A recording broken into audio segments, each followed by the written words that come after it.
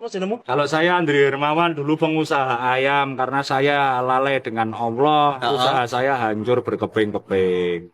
Terus memutuskan menjadi musafir. Karena saya sudah tidak ada yang percaya karena kemiskinan saya dihina. Terus saya belajar istighfar turut jalan sukmo dadroh saya istighfari untuk menebus dosa saya. Dengan cara menjadi musafir. Kalau saya bukan musafir, kalau saya kesampir karena saya disampirkan Allah di jalan dosa saya sudah banyak. Jeru saiki, Cak. Najan wonge slengean tapi ya pinter mulang ya. Orang musafir yang kesampir. Disampir ke sing kuwasa. Iya. Ditegur sing kuwasa. Iya. Dilokke sing kuwasa. Ya, saya sudah tidak dipercaya orang untuk mendapatkan pekerjaan. Saya sudah ke sana ke sini tidak ada yang percaya karena keadaan saya yang miskin. Upama sampean sugih mungkin do percaya wong ya. Insya Allah saya tidak mungkin kaya lagi karena semua itu sudah pernah saya rasakan. Walaupun tidak kaya, saya pernah merasakan memegang uang.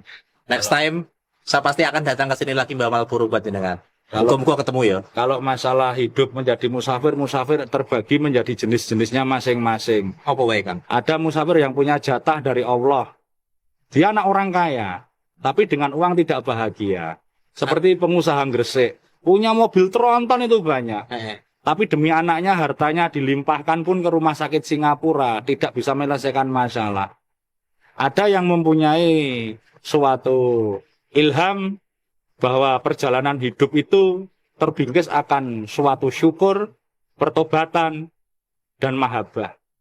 Dari jenengan nanti ketemu pejalan kaki yang apa? Kalau ketemu pejalan kaki yang bermahabbah, dia selalu berdoa untuk kaya. Kalau ketemu pejalan kaki yang syukur, dia walaupun makan satu sendok, dia udah kenyang karena dia punya jatah dari Allah. Kalau punya pejalan kaki yang pasrah, dia kalau punya uang selalu dibagi-bagikan. Dan semua itu ada ya. Insya Allah semua berada di Kudus semua, tapi tempatnya Di mana-mana. dan pejalan kaki syukur ada, pejalan kaki pasrah ada, pejalan kaki anu ada semua. Bahkan dia mempunyai istimewa sendiri-sendiri. Dia tidur tanpa alas pun dia tidak pernah masuk angin, tidak pernah digigit nyamuk. Dan dia selalu membagikan apa yang dia punya kepada orang lain. Dan ada yang mencari dulu baru dibagikan. Dan ada yang berdiam diri dapat dibagikan. Itu bahkan semua dulu anak-anak orang kaya, punya anak punya masa depan semua. Kesimpulannya adalah mereka adalah orang-orang yang mau berbagi dengan sesamanya ya. Iya, kesimpulannya dengan uang dia tidak merasakan bahagia, dia merasakan bahagia kalau ada orang yang tersenyum dan menikmati hidupnya. Padha karo aku, Kang. Aku ndelok sampai gujur aku semua, Kang. Saya itu jujur, kalau hidup saya kalau mau lebaran ini tegang. Kok ngono? Ya masalahnya lebaran hari raya itu saya sering bergelimang karena mendapat THR dari yang belum. Zaman dulu. Jadi saya itu ilmu syukur belum dapat, ilmu pasrah belum dapat, cuman dapat teorinya tapi belum bisa memasukkan ke darah, ke roh. Sukmo saya belum bisa. Angel lakonane anjir. Karena saya terakhir berjalan dari Kudus sampai Sumeneb. Dan di sana menemui pendekar hebat. Bukan main-main seorang kiai besar, mantan pejalan kaki, mantan miskin, tapi dia sekarang dengan berduduk aja, dia dikerumunin orang. Karena dia mendapatkan jatah dari Allah. Jadi berzikir berjalan, bertapa berjalan, itu tidak seperti yang dibayangkan. Sedangkan kalau jenengan di masjid itu bukan sholawat, tapi bersolawat. Kalau berjalan itu sholawat, dijalankan, alifnya dijalankan. Tapi syariat saya belum benar. Tujuannya jenengan jadi musafir. Tujuan saya jadi musafir dulu pertama kali saya tidak tahu itu musafir. Saya hanya ada guru juga seorang musafir. Saya itu tidak percaya bahwa berjalan kok tidak capek. Ternyata dia mengasih donga saya, Allah bismillahirrahmanirrahim, Allahumma obah sukmoku, obah jasadku, obah rezekiku, obah nasibku. Ternyata saya berjalan sama beliau itu. Saya sering mendapatkan uang di jalan itu tidak sedikit, tidak dikasih orang. Tapi rezeki itu saya pecahkan menjadi 3 hal. Yang pertama, rezeki dari alam, uang jatuh di jalan. Yang pertama, mohon maaf. Kalau yang ini rezeki sesama hamba Allah yang dititipkan jenengan. Jadi ini kune anak-anak ini rezekinya dia ke sini, jenengan ke sini. Kami kan tidak mencari jenengan, tapi Betul. jenengan yang lorong turun ke lorong. Yang ketiga, Akhirnya ketemu jenengan semua ini. rezeki yang jatuh karena Anda bekerja keras. Tapi biasanya orang yang bekerja keras itu tetap hancur.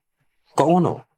Masalahnya uang, usaha, Allah, niat. Gini Gusti Allah apa ngerangsang? Itu ilmu Banyuwangi.